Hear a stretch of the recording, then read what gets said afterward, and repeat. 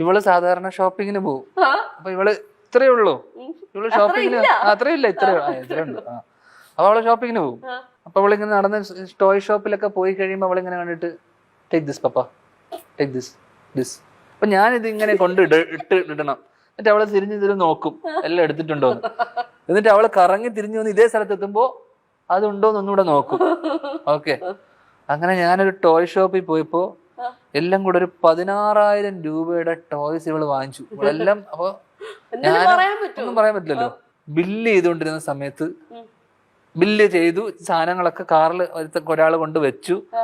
ആ ബില്ല് ചെയ്യുന്ന സമയത്ത് ഞാൻ ഇവിടെ തോളത്തിങ്ങനെ എടുത്തിട്ടുണ്ട്. അപ്പൊ അവിടെ ഒരു ചെറിയൊരു ബോള്, ഒരു 10 രൂപയുടെ ചെറിയൊരു ഇങ്ങനത്തെ മറ്റേ കുട്ടി ബോൾ, ബൗൺസിങ് ബോൾ പോലത്തെ സാധനം. ഈ ബൗൺസിങ് ബോൾ വേണമെന്ന് പറഞ്ഞിട്ട് ഇവള് കരച്ചിലേക്ക് കരച്ചു. അപ്പൊ ഞാൻ ബില്ല് ചെയ്തല്ലോ. ഓക്കെ, ബില്ല് ചെയ്തെല്ലാം കഴിഞ്ഞിട്ട് ഈ 10 രൂപയുടെ ബോൾ ഞാൻ പറഞ്ഞ ആ ബോൾ വേണ്ട, അതിങ്ങനെ എറിഞ്ഞു കഴിഞ്ഞാലൊക്കെ കൊള്ളുകയൊക്കെ ചെയ്യില്ല, ഹാർഡ് ബോൾ അല്ലേ. അപ്പൊ ചെറിയ ബോളായിട്ട് ഞാൻ പറഞ്ഞത് വേണ്ടാന്ന് പറഞ്ഞിട്ട് ഇവളൊന്നും മിണ്ടിയില്ല. കാറിലെത്തിയപ്പോ ഭയങ്കര കരച്ചിലൊക്കെ ആയിരുന്നു. ഈ 10 രൂപയുടെ ബോളിന് 10 രൂപ 16,000 രൂപയുടെ കളിപ്പാട്ടം വാങ്ങിച്ചു. ഇവള് വീട്ടിലെത്തി. ഞാൻ നോക്കുമ്പോ ഇവളില്ലേ ഈ വീടിന്റെ ബാൽക്കണി, ഞാൻ കുളിച്ചിട്ട് വരുന്ന സമയത്ത് ഇവള് ഈ 16,000 രൂപയുടെ കളിപ്പാട്ടം പറമ്പത്തോട്ട് വലിച്ചെറിയ.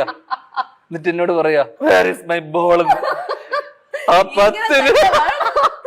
അപ്പൊ അപ്പൊ സംഭവം എന്താ, ആദ്യമേ ആ 10 രൂപയുടെ ബോൾ വാങ്ങിച്ചു കൊടുത്തിരുന്നെങ്കിൽ എനിക്ക് 16,000 രൂപ ലാഭിക്കായിരുന്നു. ഇത് ദൈവം.